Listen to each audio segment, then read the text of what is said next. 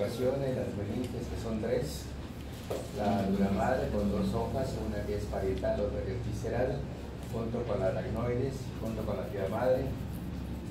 La dura madre nos da dos cosas importantes de forma longitudinal, que es la voz del cerebro, la voz del cerebelo, y dos horizontales, que es la tienda del cerebelo y la tienda de la hipófisis.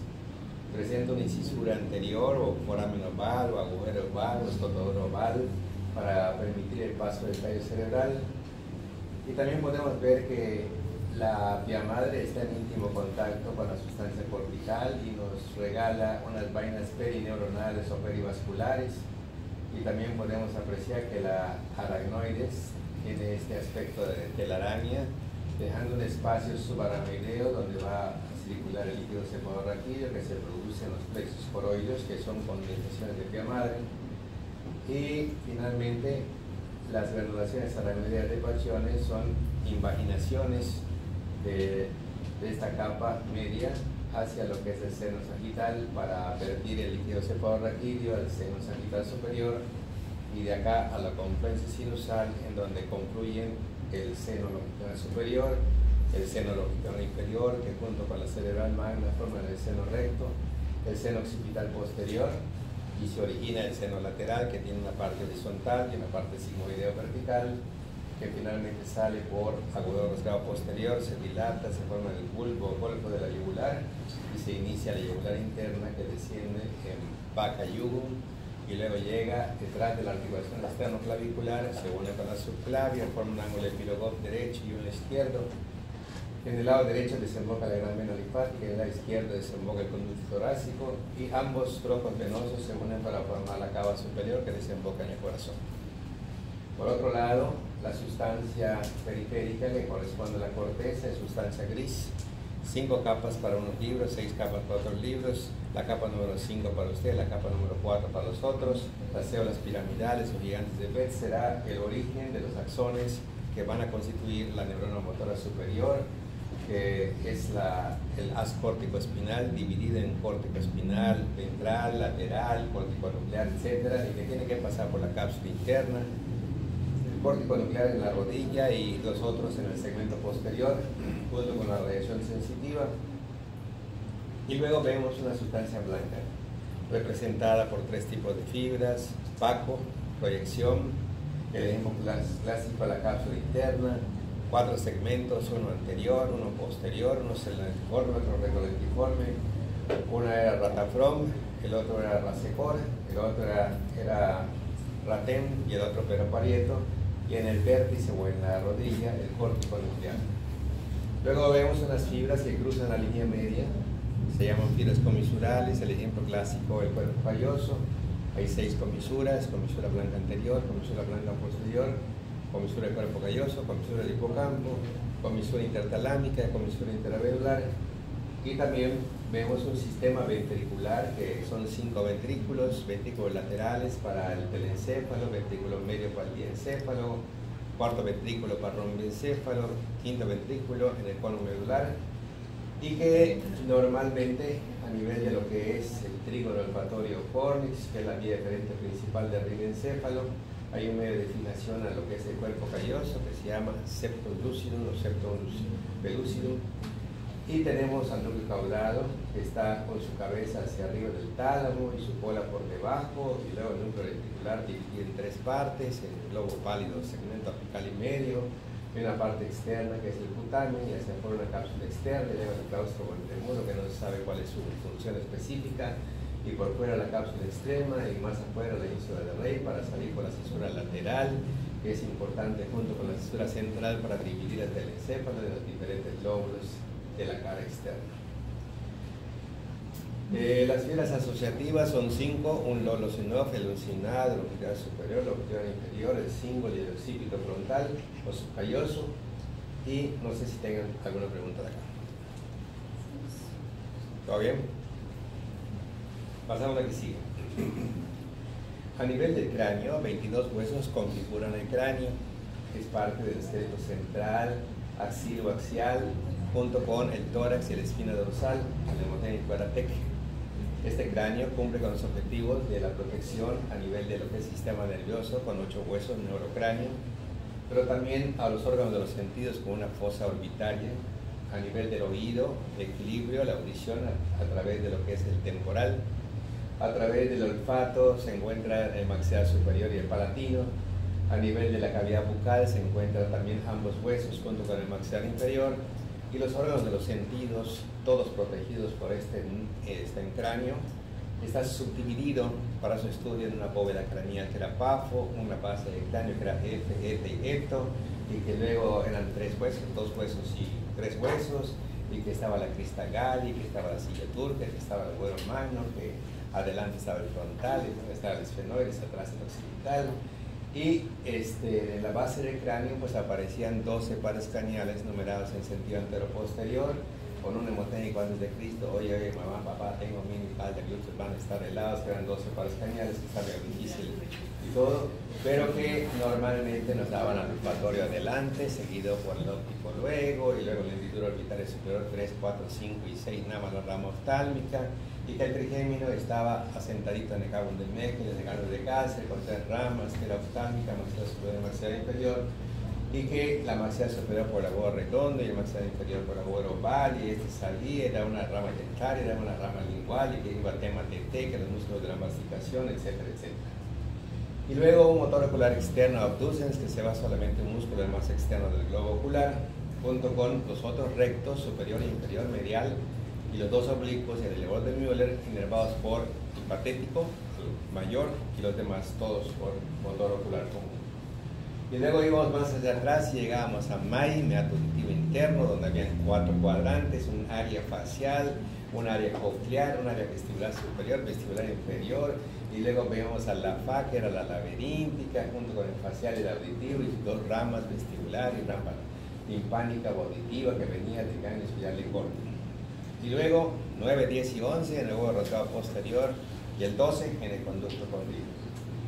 Las características prácticamente de la base del cráneo es que un paciente con traumatismo craneoencefálico que se presenta con otorragia es una fractura de base del cráneo hasta que no se demuestre lo contrario, y que en la bóveda craneal eran 4 huesos, pero que en el cráneo habían unas fontanelas que eran 6, 2 en la línea media, una que era flegmática, otra que era lambdoidea, y 2 anterolaterales ectéricas y 2 posterolaterales astéricas, la meningia media en el fondo del ecterio y la división posterior en el fondo del asterio. Todo eso ya lo vimos. Venas emisarias, una que se encuentra en el tejido trabecular, que es el diploe. 2 características de todos esos huesos de la bóveda craneal: son convexos, permiten darle un poquito más de amplitud al endocráneo, y al mismo tiempo disminuye el traumatismo directo que se recibe en esta región. Y aquí tenemos la apófisis mastoides, aquí tenemos la escama, acá tenemos el hueso timpánico, acá el estiloides. Lo único que no vemos acá es el peñasco. Petroma era un hemoténico que estaba por acá, el parietal, que tenía 10 características, 4 bordes, superior, inferior, anterior, posterior, 2 caras, y luego aquí había tres caras que tenía este hueso, con escama, con una cara hacia adelante, una cara hacia abajo, que es la orbitaria. 3 bordes, un posterior superior, un posterior inferior y un anterior inferior órbito nasal, y el nación, y que si la glabela, que si atrás del tinio, etcétera, etcétera. ¿La que sigue? Y cuando vemos una disección en la que quitamos a lo que es parte del hueso frontal, parte del hueso parietal, parte del hueso occipital, vemos a la arteria meningia media, su división anterior y su división posterior, y vemos que debajo de las capas de las meningias se encuentran aquí los giros o circunvoluciones del telencéfalo, y se ve que todas las venitas que se encuentran allá van a ir directamente al seno más grande, que es el seno sagital superior, y aquí se ve representadas las vernulaciones aracnoideas de Pachione. Y se puede apreciar también el músculo temporal de los 4 músculos de la masticación, y acá estaría el orbicular, y aquí estaría el prócer, etcétera, etcétera. ¿La que sigue? También vimos de que la arteria de las ramas del callado de la aorta, que no hemos visto circulatorio, eran 3: trocazo, el tronco lateral brachioencefálico, la carótida primitiva y la subclave del lado izquierdo, y también dijimos para cultura que el tapir es el único que tiene 2 troncos arteriales brachioencefálicos, y también vimos de que la rama de mayor calibre de las ramas terminales de la carótida externa es la maxilar interna, Y esta maxila interna tiene 17 ramas, cuya rama terminal es la que está acá, que se llama esfenopalatina. Y también vimos de que esta arteria, cuando entra a venita media a nivel del agujero espinoso, se divide en una división anterior y una división posterior que se dirige hacia atrás. Y vimos también que habían unos espacios a nivel de los huesos conocidos como senos parnasales, que había una montaña que era FEM, donde estaba el frontal, donde estaba el etmoidal, donde estaba el esfenoidal, y el único que no vemos acá, el seno de Higmore. Vemos la arcada dentaria superior e inferior, como se puede apreciar acá, de la cavidad bucal, y una línea obliqua miloidea que se dirige a G-Mit, donde estaba genus superior, gen inferior, miloidea, digástrica. Parte de los músculos que están por encima del yoides en el grupo superioideo, yo dije milgenes, ¿sí? Y abajo es esto, y para la lengua, para el estilo yogenio, el grupo extrínseco, y para el grupo intrínseco, todo y transcendente. ¿Para qué sigue? Y un acercamiento nos da una capa verde que nos da vainas perineuronales y perivasculares. Una capa rojita que nos representa la aracnoides y ese aspecto de telaraña. La parte blanca donde está el líquido cefalorraquídeo, la parte grisácea, azul grisácea que nos brinda la dura madre, y se ve como la aracnoides invagina el seno sagital y las venas emisarias que cruzan de un lado a otro, permitiendo circulación en vasos que están obstruidos, pero permitiendo también infecciones del cuero cabelludo al interior del encéfalo, provocando en ocasiones una meningitis. ¿Para qué sigue? Y aquí en el corte se puede apreciar cómo la dura madre, debajo de ella, se puede apreciar aquí todos los vasos frontales, parietales, temporales, occipitales, que todos van directamente al seno más grande, que es el seno sagital superior. Y aquí se puede ver la hoz del cerebro, que es dura madre, y aquí la hoz del cerebelo cortada parcialmente. Se ve el seno lateral, se ve la porción sigmoidea, se ve en el fondo la PA, se ve acá entre los senos, ¿verdad? Y se ve acá abajo el conducto condilio, y se ve aquí el quiasma óptico, y se ve los senos intercavernosos anterior y posterior, y en el fondo la arteria meningemedia división anterior, y el seno esfenoidal, y la hipófisis con su adenohipófisis, parte intermedia neurohipófisis, y esta mucosa nasal que arriba es olfatoria y abajo respiratoria, y aquí un mapa que era el maxilar para el techo de la cavidad bucal y el suelo de la cavidad nasal, y esta parte posterior por la lámina horizontal del palatino, y al músculo más grande que ocupa la mayor cantidad de la lengua, que corresponde al genio gloso. ¿A que sí? Y en este corte transversal podemos apreciar todos los nervios craneales. Si nos dicen orificios del cráneo por donde está cada par craneal, diríamos que el primero, ¿dónde está? Primero, el segundo, el conducto óptico, el tercero, el cuarto, el quinto, Abigail, el quinto, Efraín, depende, tiene tres ramas, entonces la rama oftálmica sí va por allá, pero el maxilar superior, ándale, muy bien. Entonces luego pasamos al sexto, que también es el orbitaria superior, dulce, el séptimo,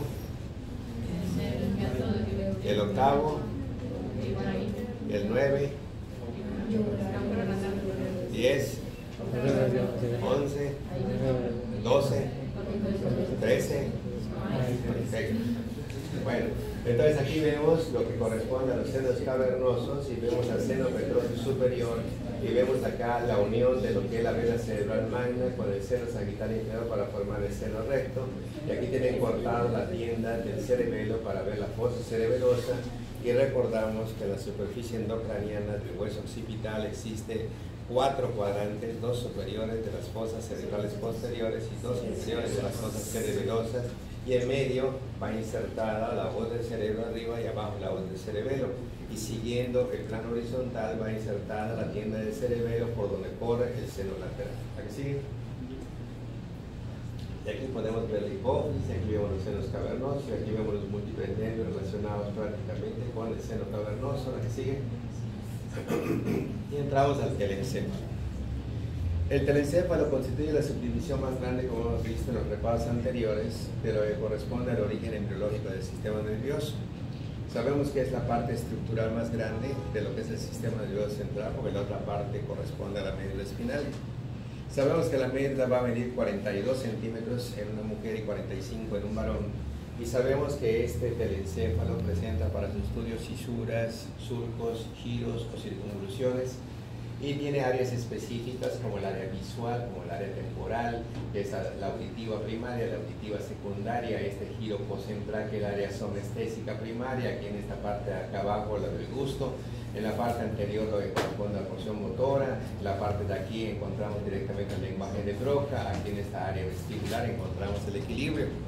Entonces vemos que hay 10 giros en la superficie, de los cuales el lóbulo más grande y el único que hace el movimiento es el lóbulo frontal, que almacena la mayor cantidad de memoria y participa con el lenguaje, y al mismo tiempo es la que va a llevar la neurona motora superior para la función de movimiento de nuestro cuerpo.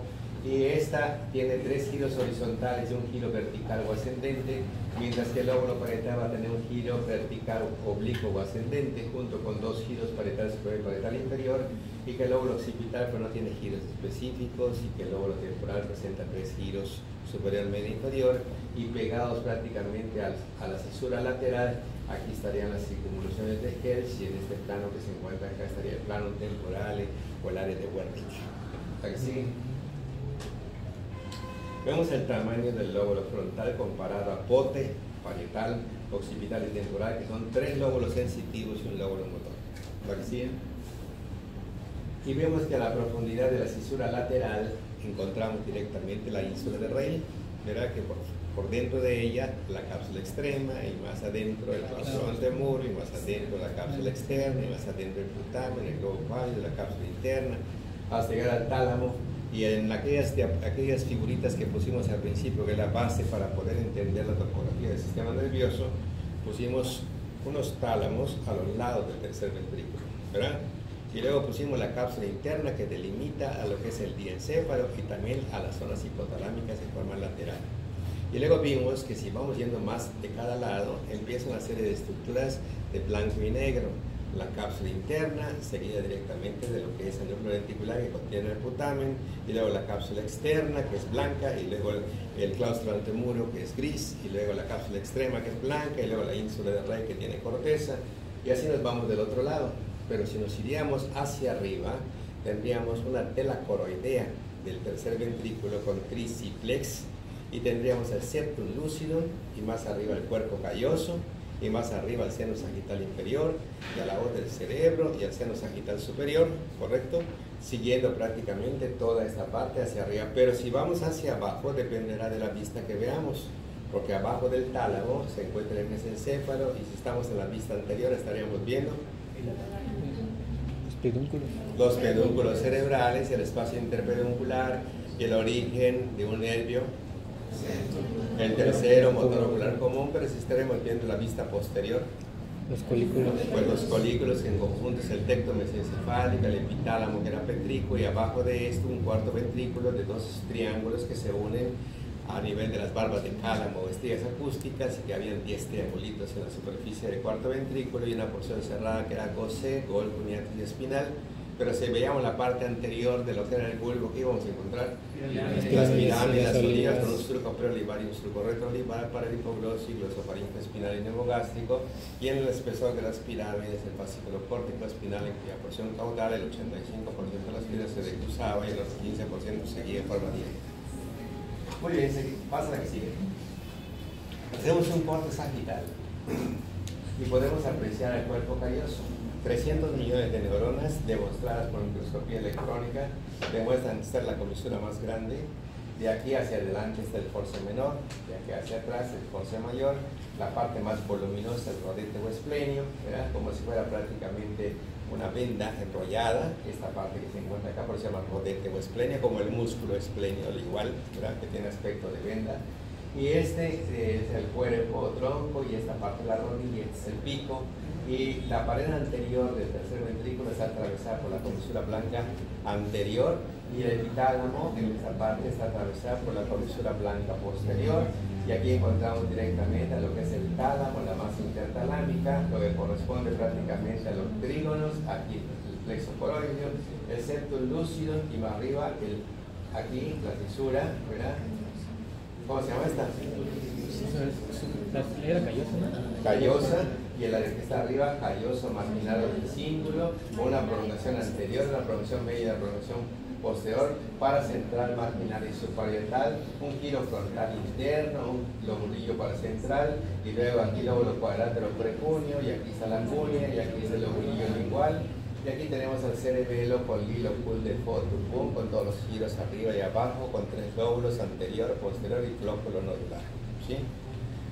Vemos un espacio romboidal y vemos 3 tipos de pedúnculos que unen al mesencéfalo, que lo unen al puente, que lo unen al bulbo, y en donde teníamos prácticamente 17 tractos, en los que teníamos que tenía menos tractos era este, 0 puntos, serotoninéticas y puntos cerebelosas, pero aquí había 9 tractos, de los cuales eran 7 aferentes y 2 eferentes, y los aferentes era ore besatri y cerebelo veré, los eferentes, y es triste cerebroder, los tractos que se encuentran en la parte superior. Luego vimos de que a nivel del cerebelo existe normalmente un arquicerebelo, que era el lóbulo próculo nodular, y luego seguía normalmente el paleocerebelo, que era parte de los vérmix, ¿verdad? Y finalmente el neocerebelo, que era el desarrollo de los hemisferios cerebelosos. También vimos de que se relacionaban con diferentes orígenes de las filas que llegaban a cada quien, y decíamos que había un hemotomo que decía nepo, que era el neocerebelo, que venía del ponto cerebeloso, ¿sí?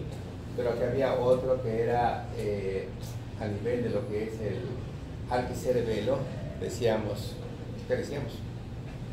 ¿De dónde vienen las fibras que vienen al arquicerebelo?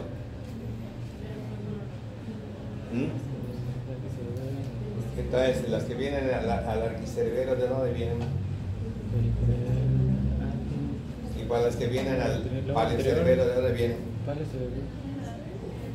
Entonces, el paleocerebelo era palespino, ¿no? Era paleocerebelo, venían prácticamente el espino cerebroso ventral y espino cerebroso dorsal, y así veíamos que unos directamente venían por el pedúnculo cerebroso inferior, el directo, y el otro por el pedúnculo cerebroso superior, que era el cruzado de Gowens. Luego vimos, ¿verdad?, de que el tallo cerebral presenta 7.5 con un mesencéfalo arriba, con una médula oblonga abajo, con un puente medio, que embriológicamente se conocen como metencéfalo, como mielencéfalo, como mesencéfalo, con un acueducto, con un cuarto ventrículo en la parte posterior, que es un espacio romboidal, y de que este pedúnculo, este mesencéfalo, tenía pedúnculos cerebrales que no debíamos confundirlos con pedúnculos cerebelosos. Los pedúnculos cerebrales nada más son 2, uno derecho y otro izquierdo, y los pedúnculos cerebrosos son 3 pares, superior, medio y inferior. ¿A qué sigue? De mantenga de el pedúnculo cerebroso inferior, ese cerebelo veré, es lo mismo que menciona el libro como un fastigio vestibular y fastigio, es un fastigio vestibular y fastigio reticular. No, esas son vías internas. Los fastigios son vías prácticamente cortas entre los núcleos del fastigio al vestíbulo. O sea, son vías aparte. Las que van a los pedúnculos así bien definidas son la que el espino cerebeloso dorsal, el cúneo cerebeloso, el olivo cerebeloso, el retículo cerebeloso, el vestíbulo cerebeloso, el arquicerebeloso, trigémino cerebeloso. Menciona, dice, son fibras eferentes. Ajá, que pasan por el pedúnculo cerebroso inferior.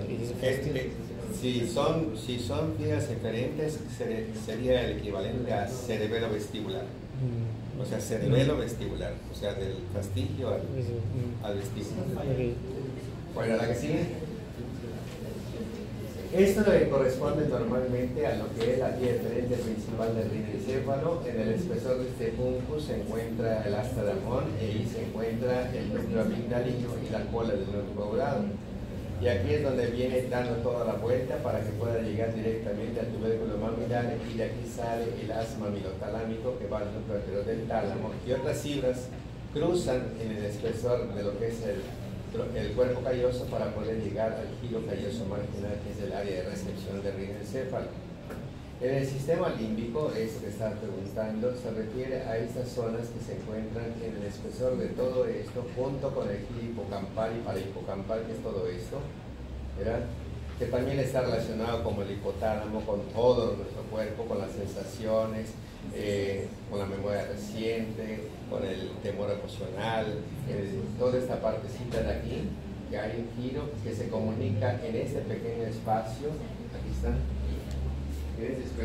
este giro junto con este giro del hipocampo es lo que se conoce como sistema límbico, ¿sí? El sistema límbico incluye dos giros importantes, calloso marginal y este que es el giro hipocampal, en cuyo espesor estaría esto que está acá. Aquí está retraído esto, pero si esto lo pones en posición normal, ahí está corriendo el trígono que se va dando toda la vuelta para poder llegar acá. El agujero de Monro que se localiza a este nivel, ¿verdad? Aquí, perdón, acá. El agujero de Monro en la parte posterior superior del pilar anterior y anterior superior con respecto al tálamo.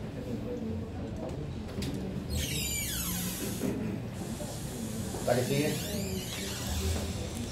En la vista inferior aparece entonces este surco, ¿verdad? En donde vamos a encontrar, ¿verdad?, al surco olfatorio, donde aparece aquí lo que es el bulbo olfatorio y lo que corresponde al tracto olfatorio, y este giro que está acá se llama giro recto, y por fuera esta H se llama surco en forma de H o cruciforme, y tiene giros orbitarios, porque acá estaría el globo ocular, giros orbitarios medial, intermedio y lateral, puros giros orbitarios, y aquí está por dentro el giro recto, ¿sí?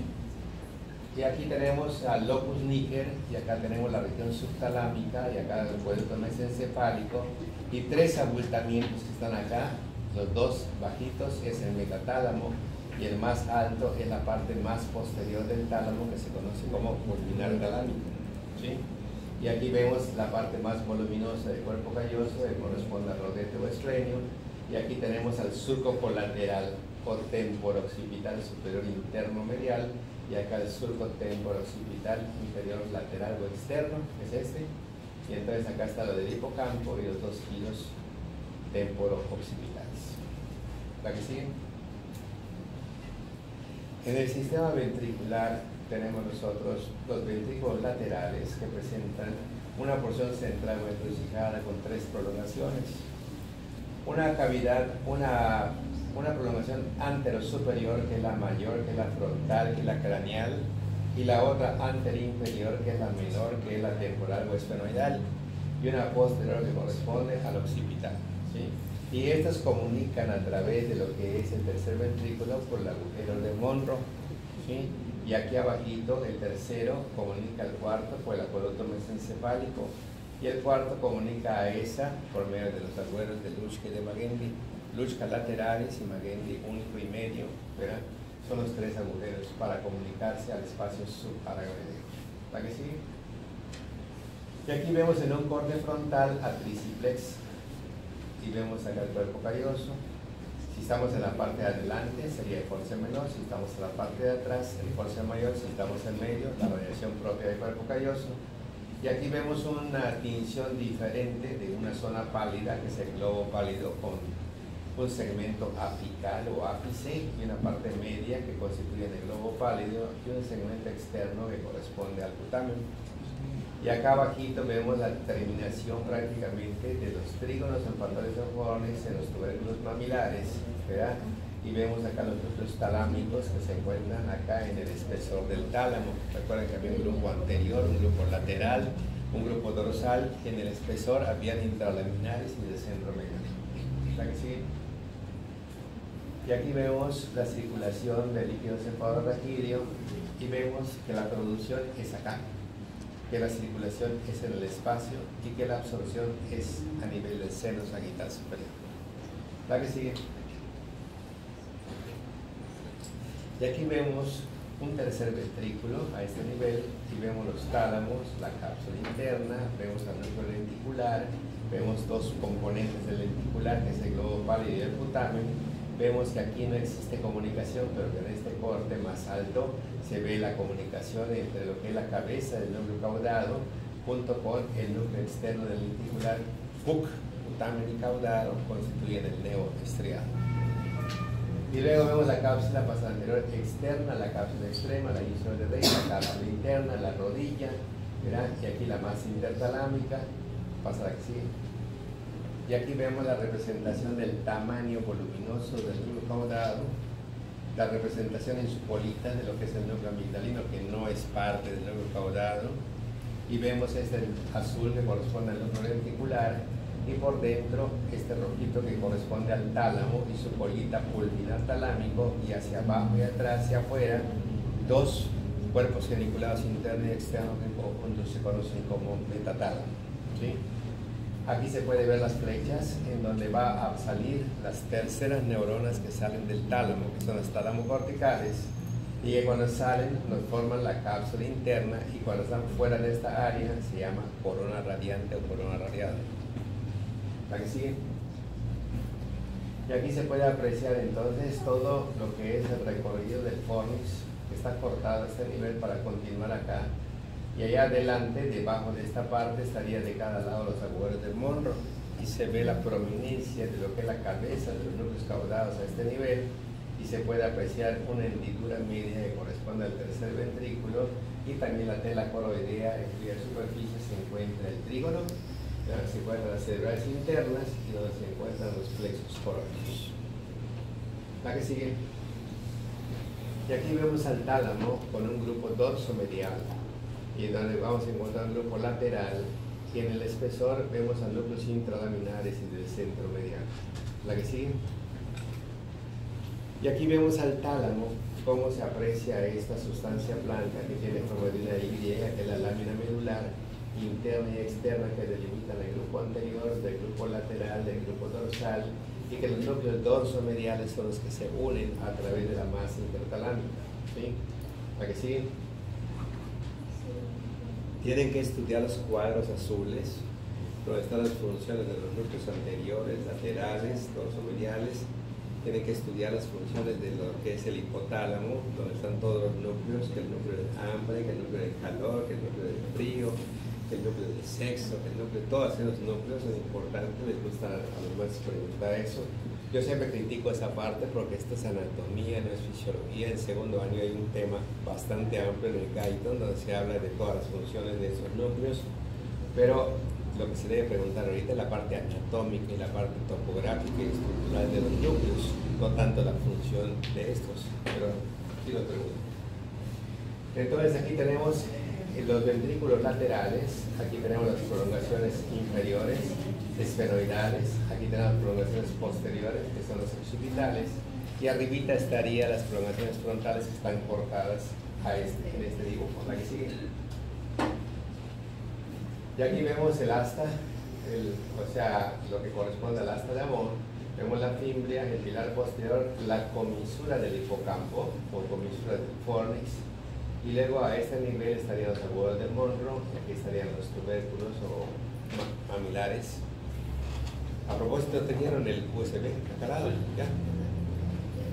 ¿La que sigue? ¿La que sigue?